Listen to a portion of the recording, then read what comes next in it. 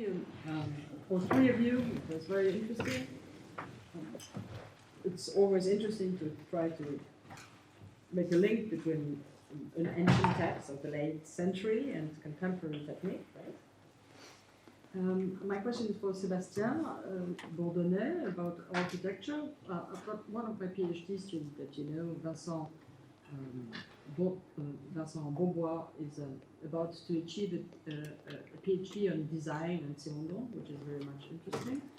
And I would like to have your impression about the possibility to understand the contemporary level of architecture as being something that you can distinguish from digital design. I mean, would you say that architecture nowadays can be considered as part of the question of digital design, or would you say that there is a distinction in the field of social production between the task of an architect or an architect bureau, right, and the way that design is manufactured inside industry as being a kind of a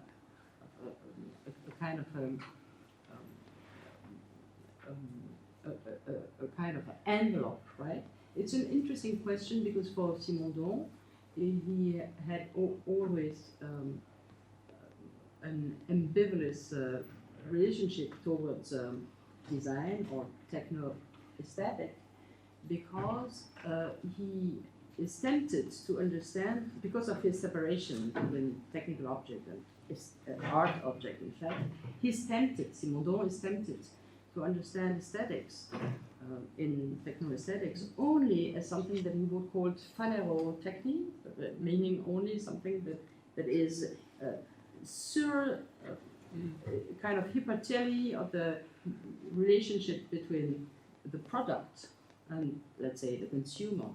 So something that would not be for Simondon a technical relationship. And so I would like to know if you think that digital design is the core of this mutation of architecture, or if in architecture there is a specificity of this digitalizing capacity, technicity to produce new way of living.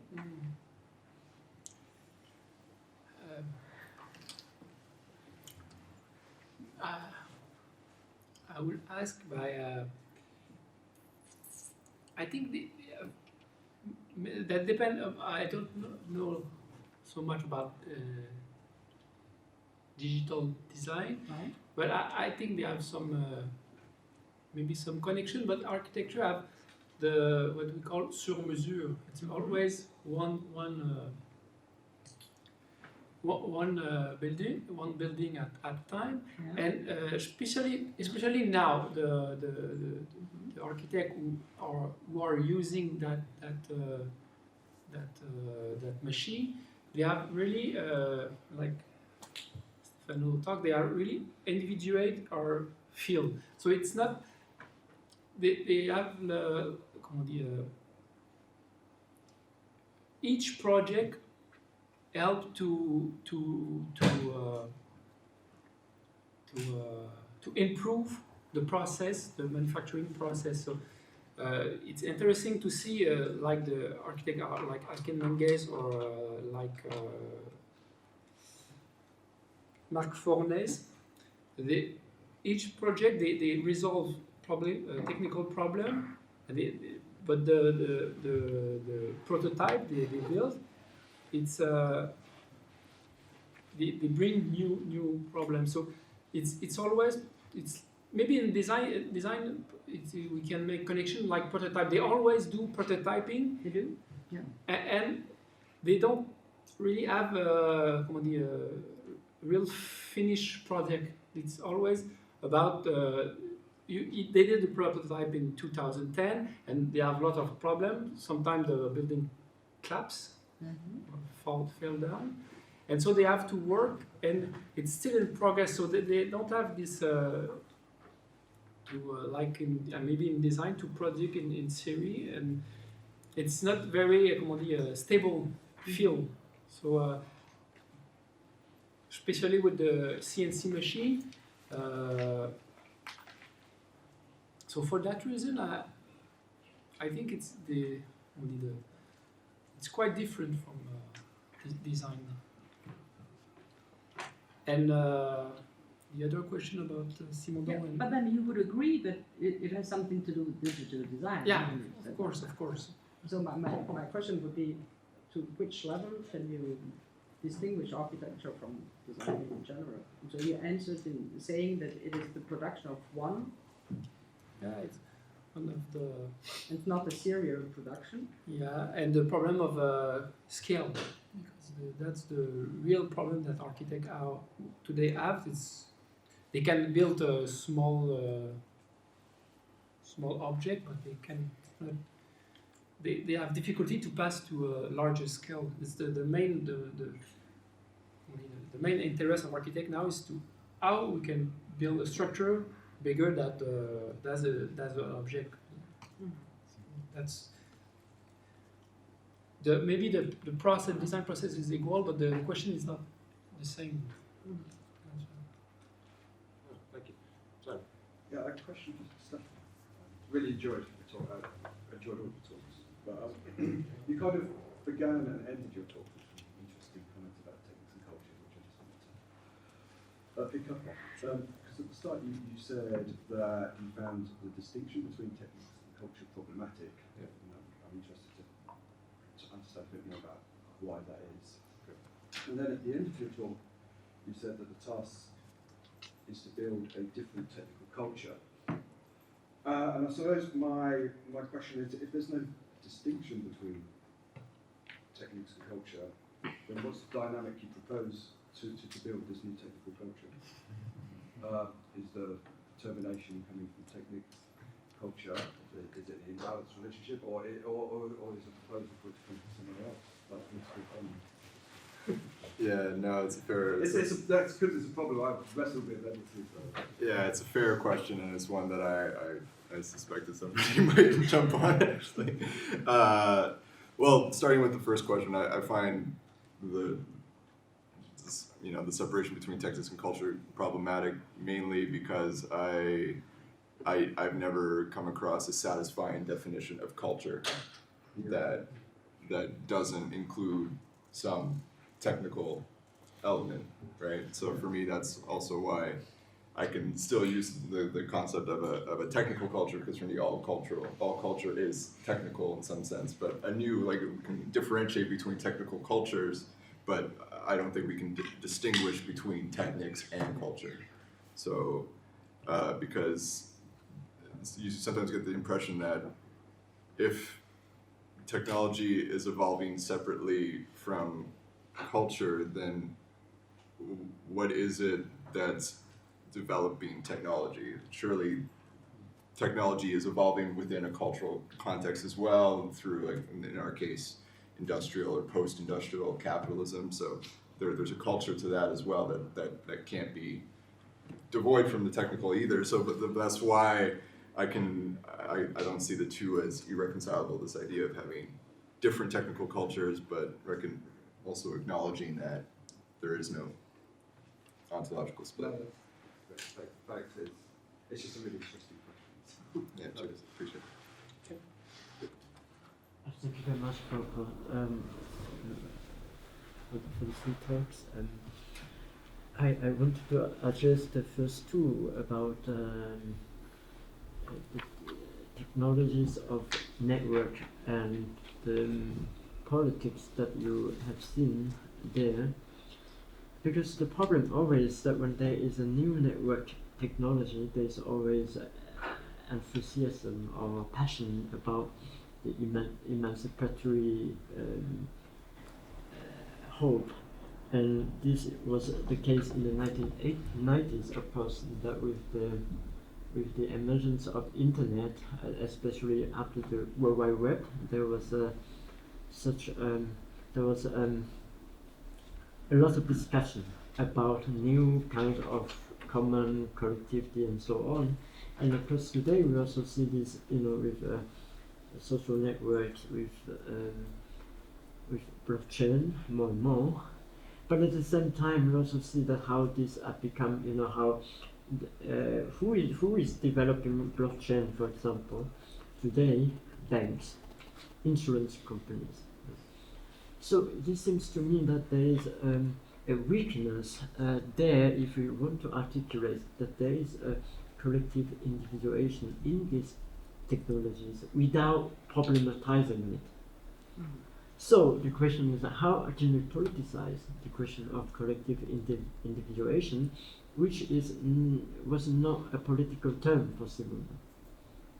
So in order to, if we want to speak with Simondon, in this case, I think that we have to politicize what is collective individuation.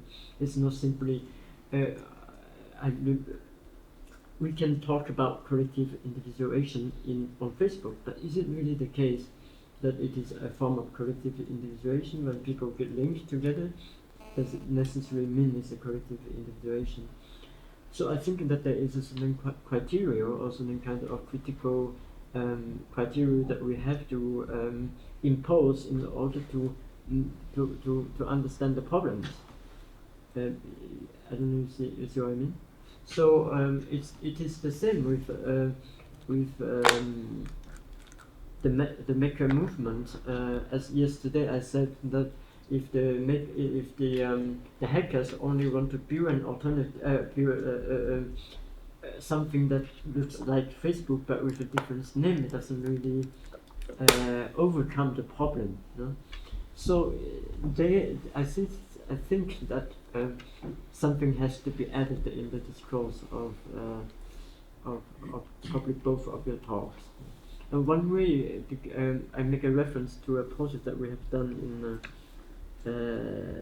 2012 with Harry Hopkin, who was an engineer at WVC at the time, and also with Bernard. Stigler is trying to think that we're trying to show that there is no collective individuation on Facebook, and there's no collective individuation on that kind of network, on that kind of platform that we have now. So we have to push forward a new agenda for as a collective individuation. So then we go into the whole theory of collectivity and groups. So we'll just a comment on that, and I don't know if you. I'm sure that you have thought about this question, and yeah. Thank you. Yeah, I think you're completely right about that. And for example, blockchain is more and more become a sort of just a lousy centralized version of itself by the use of banks, like you said. And yeah, I think so that there, as I mentioned in my presentation, the Melania Swan and Tapscott point that the blockchain technologies can help people out of poverty, and that might be true, but they are just the tools for the uplifting people, or it's work just a mediator, and then you have to add on it, as you said, something other, and it's just the technologies themselves doesn't do anything. But I don't know. I mean, I agree with you. It seems to me that obviously it's very interesting to focus on blockchain. A lot of people do right now. It would be interesting, though, to explain how blockchain exceeds or transforms Simondon's theory, right? Because it cannot fit exactly into the frame of technology Simondon was considering, right? So I think it would be a very interesting approach for you to try to discuss relationship between blockchain and Simondon's theory in order to be able to emphasize some new technological trends, right? And the other thing is because you put the word foundation in your title, could be it could be for you something that doesn't help you to realize the relationship between technology and blockchain, because if you take this as foundation, you will be trapped in a position where technology is like an infrastructure being the determination of the social agency. And so you need to take it not as a foundational, let's say, material level, economical material level of transformation, but more as a struggling part of our political, in fact, of our political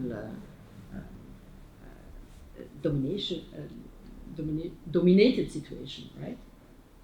Yeah. If you take it as foundation, it is as if you would allow the universe of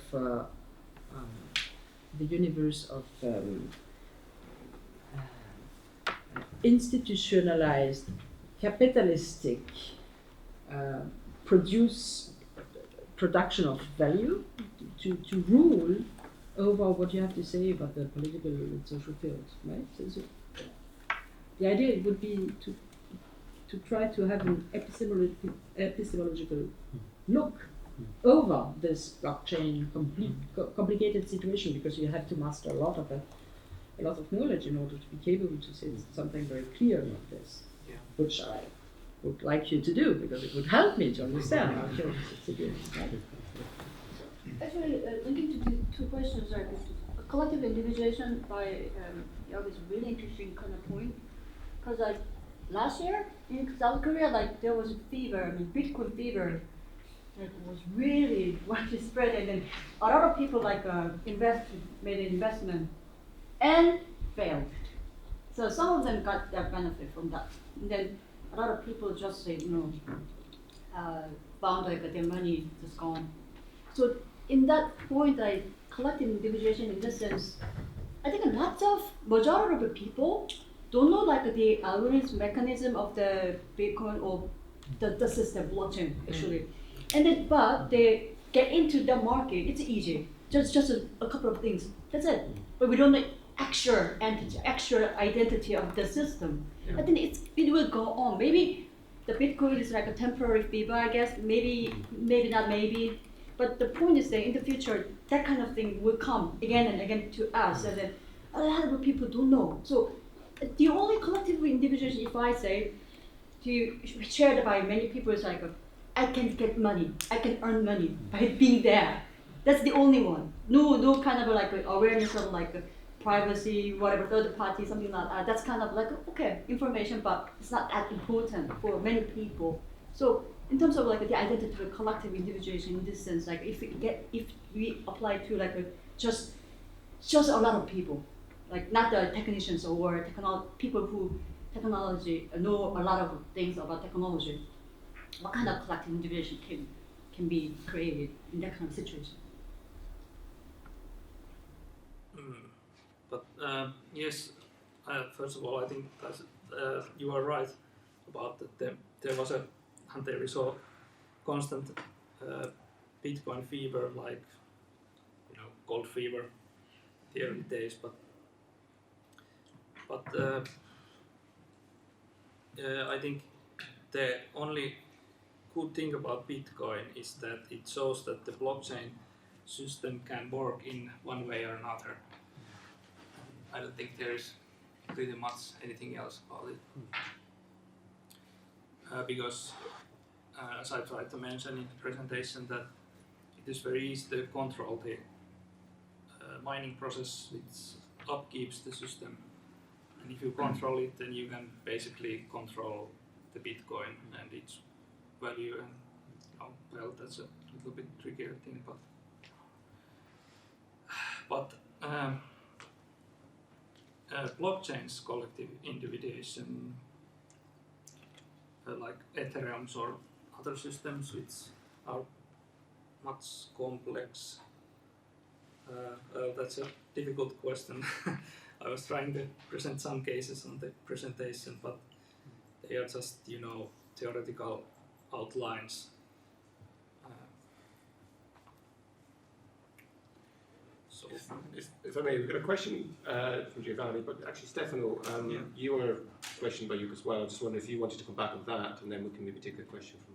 Yeah, I mean, I don't have much of a comment. I agree entirely with what you said, Yuke, and I think that was my kind of overarching takeaway from when I researched the maker movement was that this political element is lacking, and that they've kind of just put too much faith in the technology and the idea of the distributed network as a kind of fix for everything that's wrong with the way that things work in capitalism, without recognizing that the distributed network only functions in very specific context and operates within a much wider context of capital accumulation and all that other stuff. So I know, I think that for these, both blockchain and the maker movement, to have any kind of radical political impetus, they need to engage much more directly with these political questions, not just assume that they exist in the technologies that they're using. I have a sort of very speculative question comment, picking up on what's been said today and yesterday about the relationship between Simondon and Marx, but it's kind of for you, Juho. I don't know what you make of this.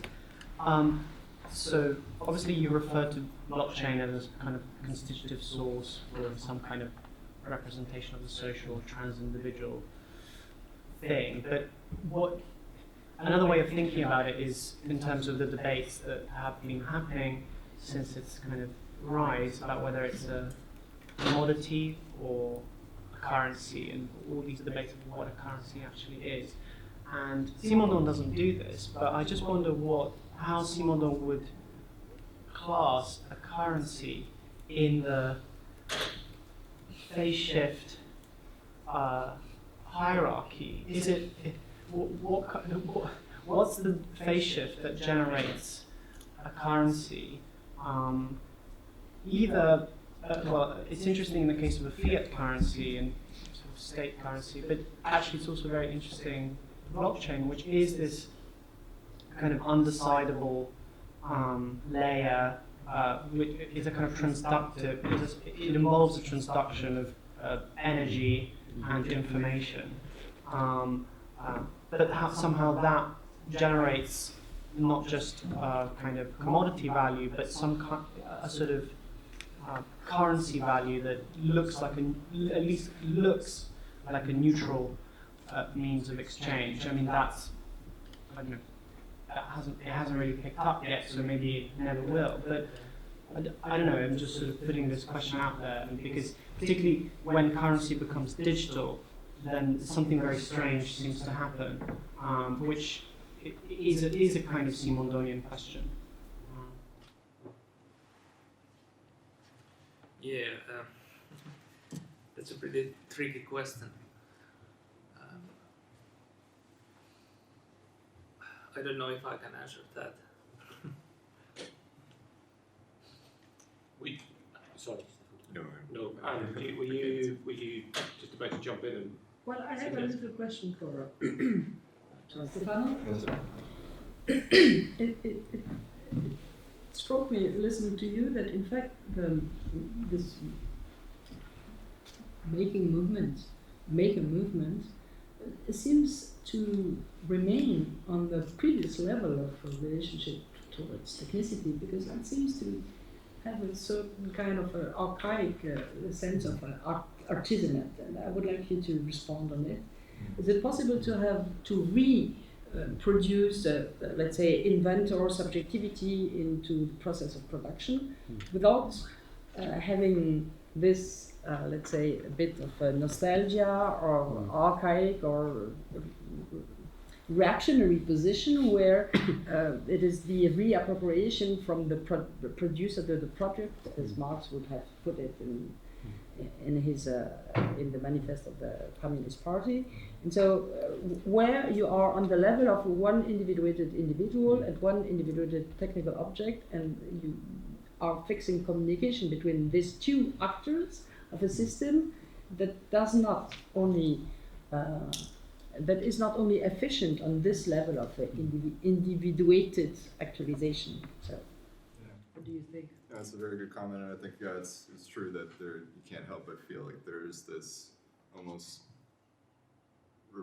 rolling back the clock to artisanal times when you walk into some of these workshops and people are working on very mostly esoteric projects that they have in mind. But I mean, the big difference, of course, between what's happening with the maker movement and previous instantiations of artisanal production is the internet and the network that allows for the dissemination of that production to not only be limited to the physical object, but actually to have a digital double, if you will, that then gets taken up and can be used elsewhere.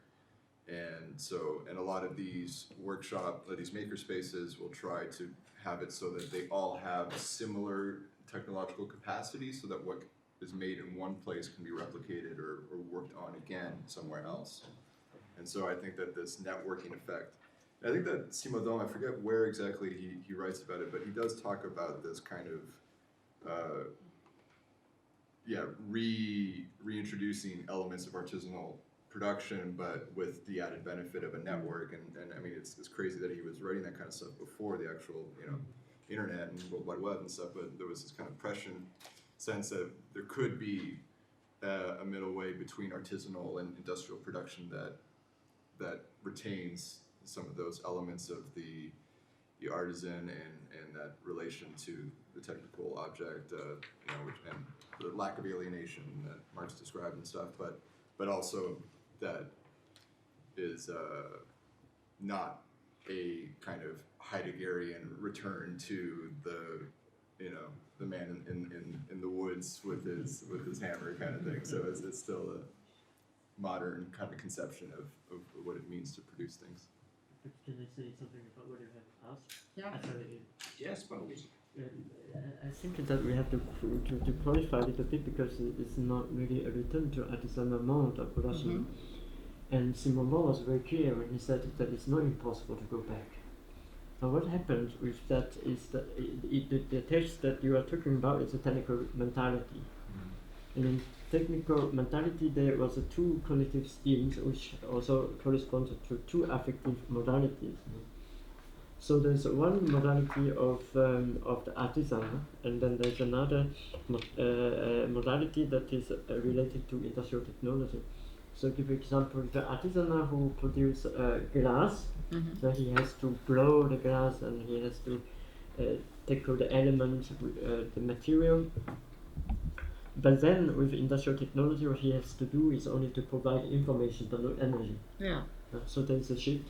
And it is in this case that if you go to a fab lab, what you see is that when you produce a 3D object, you don't really use your hand to touch the material. You only provide information.